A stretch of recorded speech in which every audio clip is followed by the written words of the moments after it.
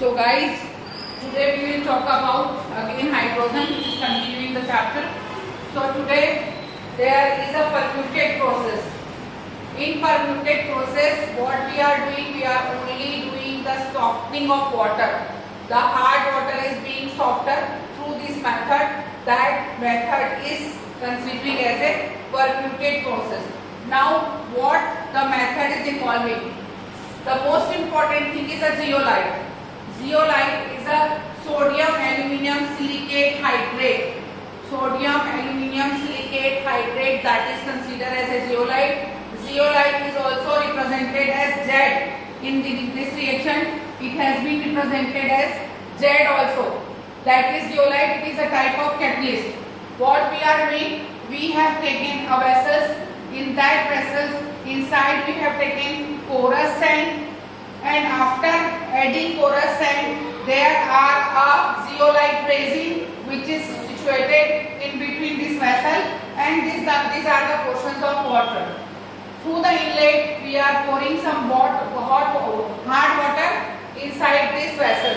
This hard water will settle down towards the porous sand, and it will take out all the suspension impurities which were present in water. They will be being separated through this porous sand. All the suspension is being separated from water through this porous sand.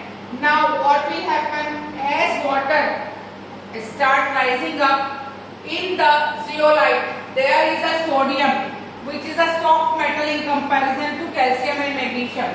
The zeolite will absorb this magnesium and calcium in their seat and release sodium in water. Through that, the hard water becomes softer, and through outlet we will get soft water. So the reaction will take place, that is Na2Z.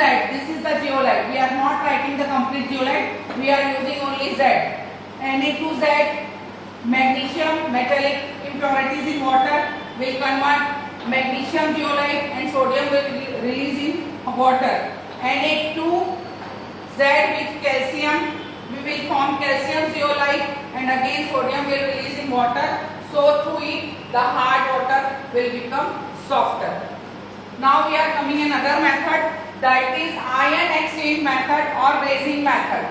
In this method we have taken two vessels. Again we have put gravels inside the vessels. This side we have taken cation resin, and this side we have taken anion resin. If the resin is being saturated after the purification of hard water, then we will regenerate it through dilute HCl in cationic portion and through dilute NaOH in anionic portion.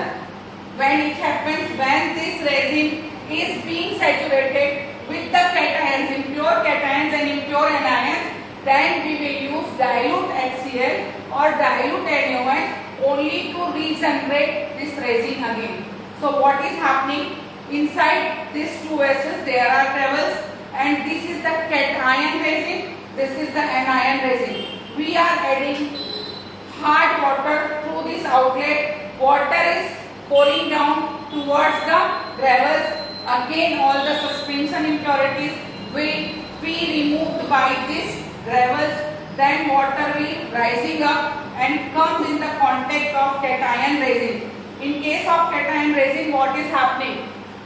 R is representing resin, N is representing the soft metal, M positive is representing calcium and magnesium. So what will happen? R will release Na in water and react with calcium and magnesium and absorb it in that cationic resin. On the same hand, 2RH, hydrated resin, is reacting with calcium and magnesium, releasing hydrogen ion in water and forming cationic resin. So the resin is absorbed this calcium and magnesium, and water is free from cationic impurities. Now the water is free from cationic impurities. Again we will flow this water towards this chamber.